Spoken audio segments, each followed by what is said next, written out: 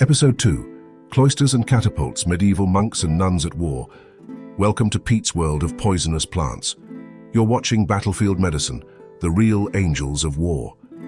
In this series, we honor the nurses, monks and healers who faced the horrors of war armed not with clean instruments or antibiotics, but with deadly plants and blind faith. In our last episode, we saw the Greeks and Romans gamble with poisoned sponges. Now we step into the Middle Ages, an age of castles and catapults, of holy wars and plagues, when monasteries doubled as hospitals and nuns became battlefield nurses. Picture the scene: a siege in full fury. Stones from trebuchets smash against walls, arrows rain down. When the dust clears, the wounded are dragged into candlelit chambers, monastery infirmaries reeking of sweat, blood and incense. Here, monks and nuns bent over shattered bodies, armed with prayer books in one hand and jars of poisonous plants in the other. One of their most trusted allies was Belladonna, the deadly nightshade.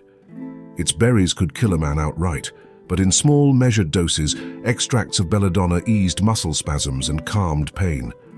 Nurses would mash the berries into tinctures, dabbing them into wounds or slipping drops into a soldier's mouth.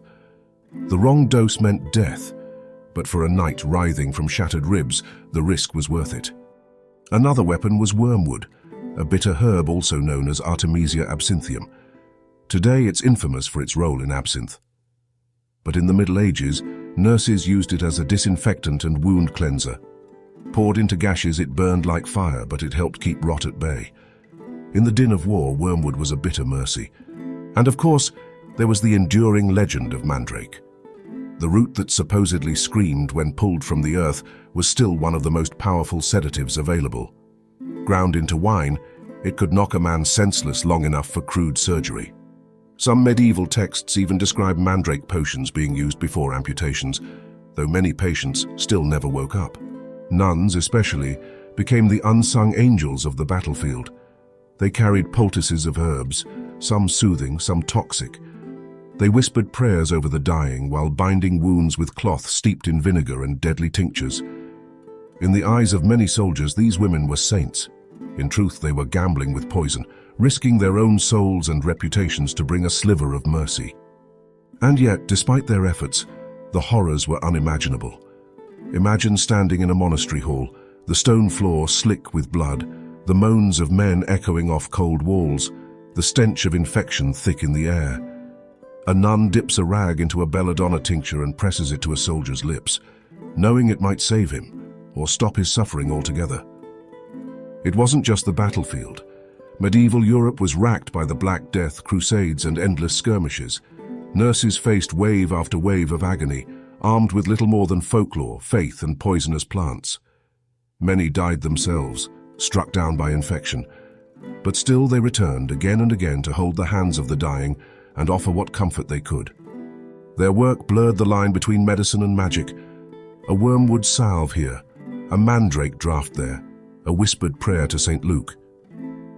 To the desperate, it didn't matter whether it was science or sorcery, only that someone cared enough to try. And this is why we must honor them. These medieval nurses and healers were true angels of war, even when branded as witches or heretics for daring to wield knowledge of plants.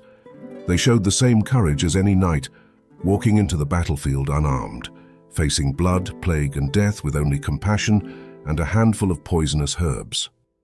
Their legacy is clear. The dangerous plants they used, belladonna, wormwood, mandrake, still echo in modern medicine, whether in surgery, pain relief or anti-parasitic drugs. Their risks laid the foundations for our hospitals, our pharmacies and the respect we owe every nurse today. This has been episode 2 of Battlefield Medicine, the real angels of war. Next time we move to the Crimean War and meet Florence Nightingale and her nurses, the lady with the lamp and the poison cabinet she carried. If you found this journey through blood and bravery worth your time, give the video a like and subscribe to Pete's World of Poisonous Plants. And remember, just because it grows in the ground doesn't mean it won't put you under it.